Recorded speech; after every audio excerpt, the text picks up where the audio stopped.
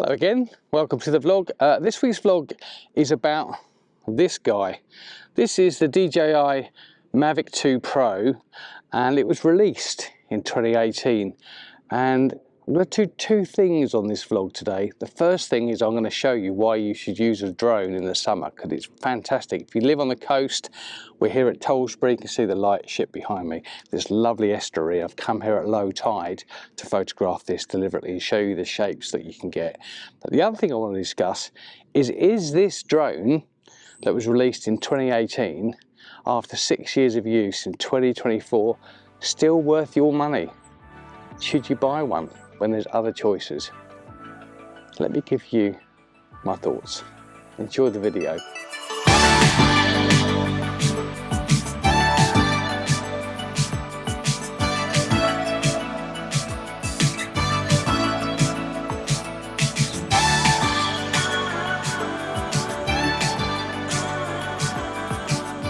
So I bought this drone in 2018 when it came out. I was really excited to get it. Before that, I had the DJI Air, the original one.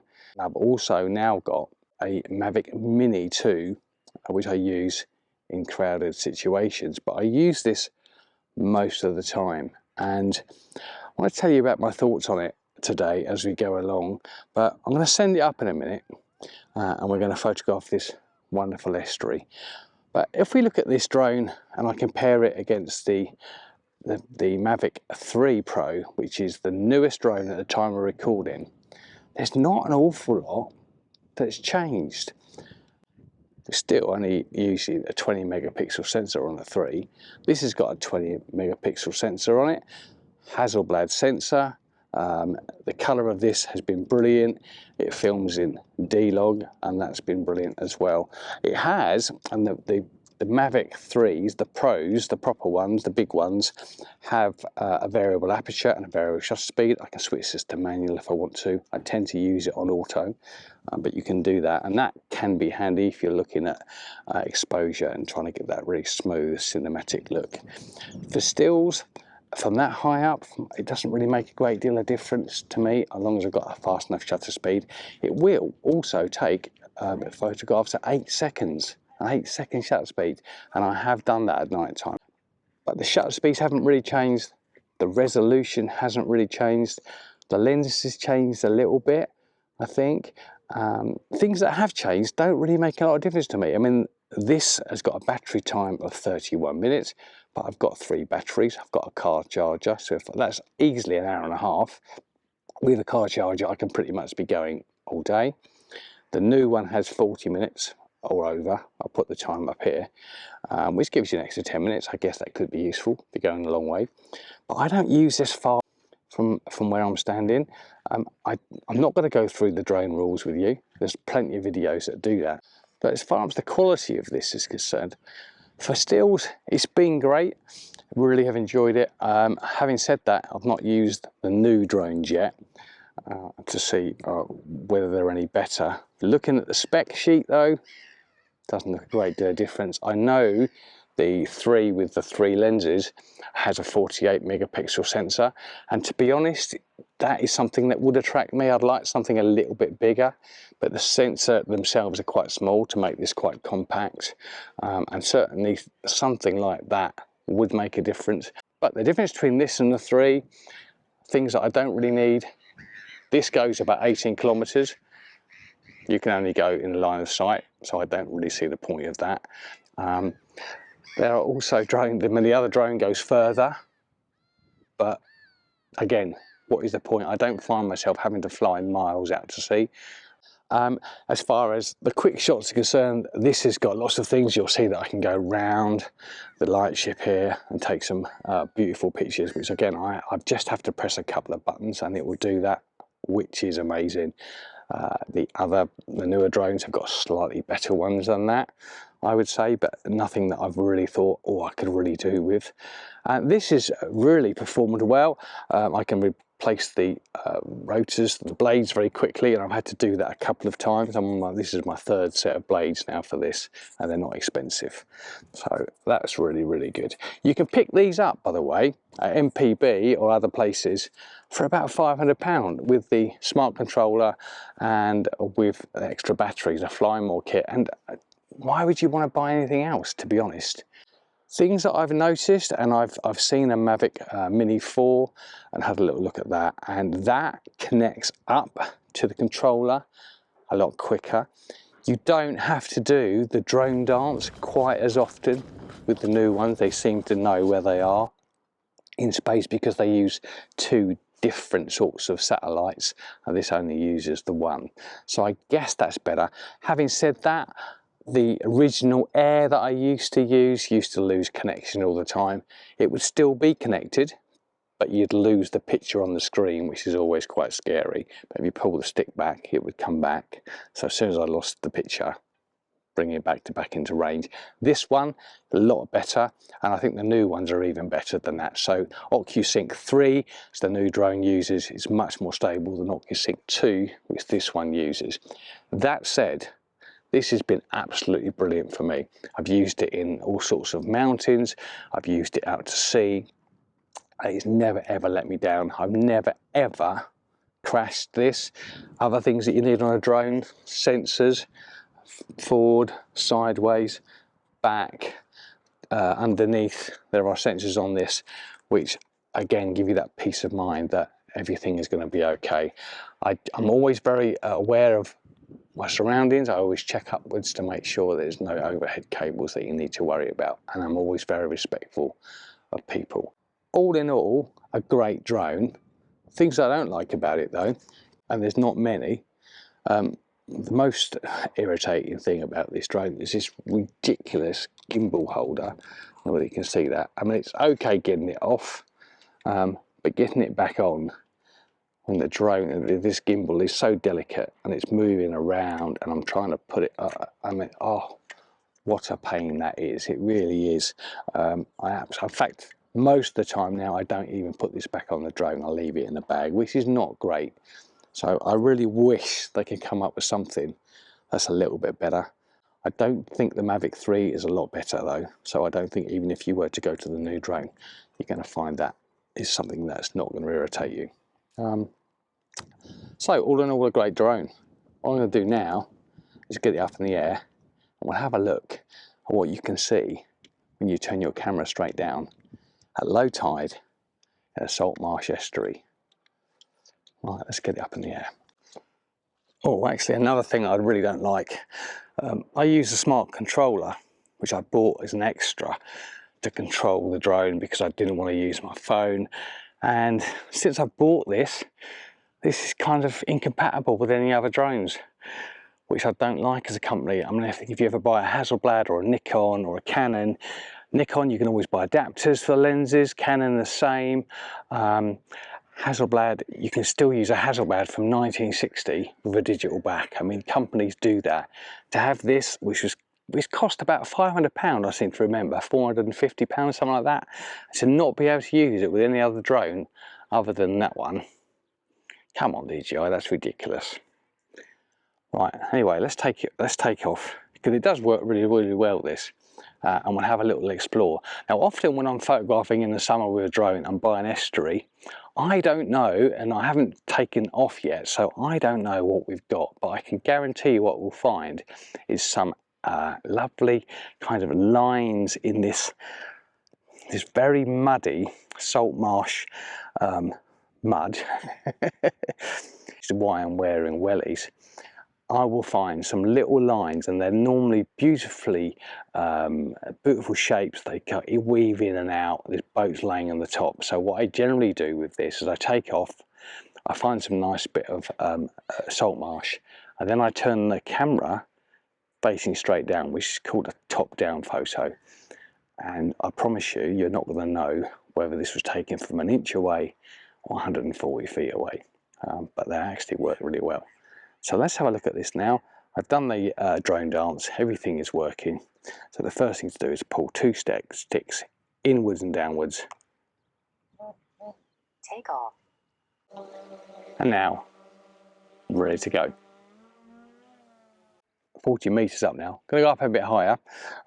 You might find that when you've got a drone, the seagulls don't like it, and there are some places, South Wold Pier for instance, where they really don't like it. Local playing field I was photographing, I was doing a commercial job, and the seagulls were really unhappy. They generally don't touch it, but it's possible that they do. Just take a picture of that while we're waiting. So I think the best tip with that is to just go up really quickly, get out of the way. This drone, by the way, is quite loud. I think the newer ones are slightly quieter, but I don't find them to be quiet enough. I mean, if I'm up 140 meters away, you really can't hear it anymore. So what I'm going to do is I'm just going to fly around here. Let me take you into the controller, and I'm just going to fly around here looking for patterns. Now, if you look, you can see that what we find from high up in one of these salt marsh estuaries, there are lots and lots of different things, lots and lots of different shapes that are caused by the tide coming in and out, gouging out this mud. So look at all of that, isn't that amazing? And what's good about a drone is you can go forward and backwards, you can go left and you can go right to get your composition tuned, and you could actually get rid of those boats. The other thing you can do is come down a little bit and use that as a telephoto. So I know the Mavic 3 has got a telephoto bit, but actually I don't feel that I need it so much. So we're going to come down here. I'm just going to use those little boats there and these lovely shapes and patterns in the salt marsh to make an image. So you can see I've got it set on bracketing, so it's going to take 3 pictures for me, and you can change that really quickly in this bit here. So you can turn that off and go to single shot if you want to. You'll see there's other things that you can do, panoramics and stuff, and I'm sure I've showed you that before. So there's another one, slightly better. I'm just refining the composition, in and out, up and down until it looks right. Take the picture. And it's really, really interesting flying the drone with the gimbal facing straight down, because there's an amazing amount of things that you can find. There's one here, which I quite like. And of course the other thing that you can do is you don't have to use the gimbal facing straight down. If you've got a really nice subject like we have behind us, you can actually photograph that. So I'm going to keep the sky out of this picture. The sun's not really behaving itself. I've got lots of cloud cover today, which is kind of making it a little bit uneven, but I've got a really nice composition with all of these lovely shapes and patterns in the salt marsh, and the lightship is just sitting there on the horizon. Looks beautiful. And again, this is 200 odd meters away, not a problem, not causing anybody any hassle. Really, really lovely, and this drone is so easy to control. It's fantastic. So if we go around a little bit, and the other thing to do is get used to the drone skills of it. And if you're interested, I have been doing, and I do drone workshops. If you want to come and try out one of my drones, happy to do that if you live locally. So look at that, look at the wonderful things that you can see when you're looking down with a drone. Beautiful picture, very abstract. The reds, by the way, in the screen are where it's focused, so it won't look like that when I process it. But look at all the interesting shapes that you've got. So let me switch to camera. This is one of the things I don't like about it. Even though it's one lens, we get a different aspect ratio, probably because it's 16:9, I guess, so we're getting a little bit more in. But it shouldn't really affect the width, I wouldn't have thought, but it does seem to. So look at that, isn't that amazing? Don't you think that's brilliant? This is all just the salt marsh, low tide, and the mud reflecting the sky, which at the moment is very cloudy, very diffuse. So it's working really, really well. It will look very different when we see some light. So I'm just flying around, looking at interesting shapes, which is a fantastic thing that you can do. You can straighten things up, look. So I don't really want that bit of hedging. So we'll go to the left here, because this looks interesting. And actually what I'm going to do is lower down, because I'm just going to take that bit of the top off and go for something like this. Again, if I had a bigger sensor it would be nicer because I could crop this a little bit easier. But with 20 megapixels, I'm being very, very careful. But that could be a good thing. You decide. So focus up, shoot. Looks wonderful. Really like that.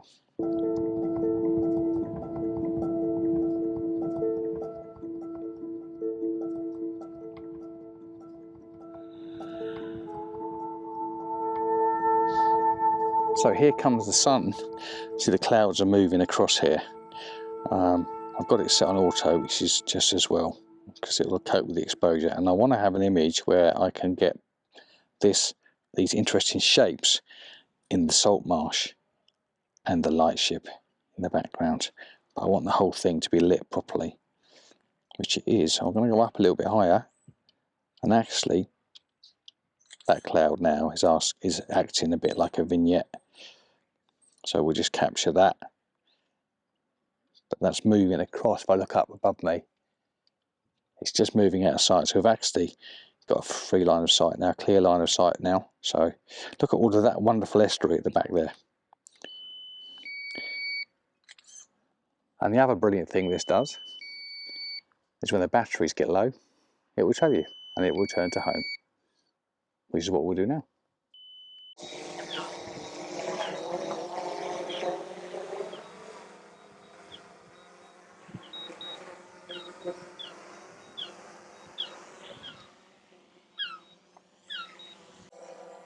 Okay, well, I've just had to change batteries, and one thing about this drone, I guess being 4 years old, is the batteries won't last as long. But having said that, 3 of them, I can charge them quite quickly. It's easily going to do me a session. Right, I'm going to take some more photos now, and I'll put those up for you to have a look at. Let me know what you think.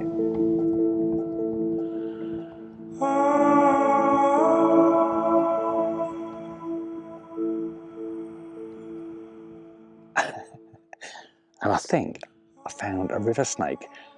What do you think of this one?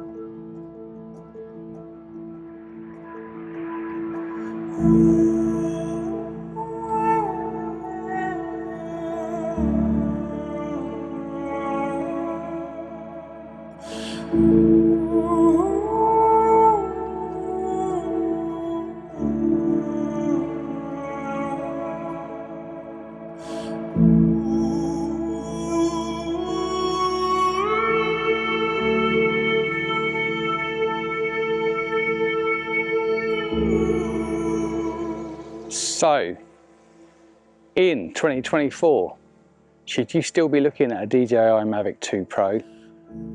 You know what? I think you should. It's a fantastic drone. Thanks for tuning in. Make sure you like and subscribe. See you next week. Bye.